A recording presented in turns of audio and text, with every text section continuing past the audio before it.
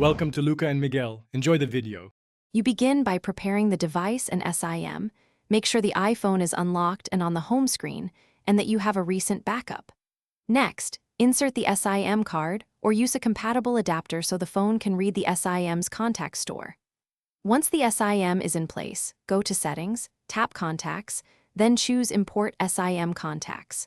You're initiating a copy onto the iCloud or local account. This avoids overwriting. Make sure the target account is visible before importing.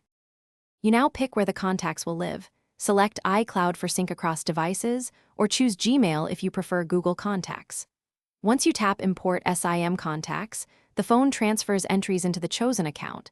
This can take a few seconds or minutes depending on size.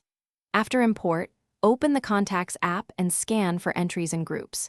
If you want consistent syncing later, make sure Contacts Sync is enabled for that account in Settings. If duplicates occur, plan to merge them immediately.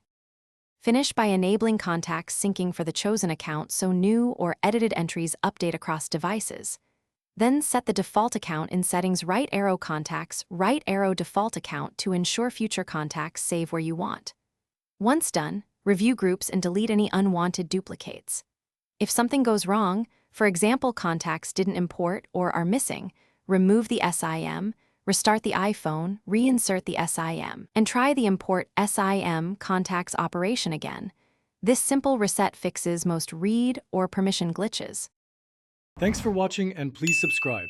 It's the best investment you'll ever make.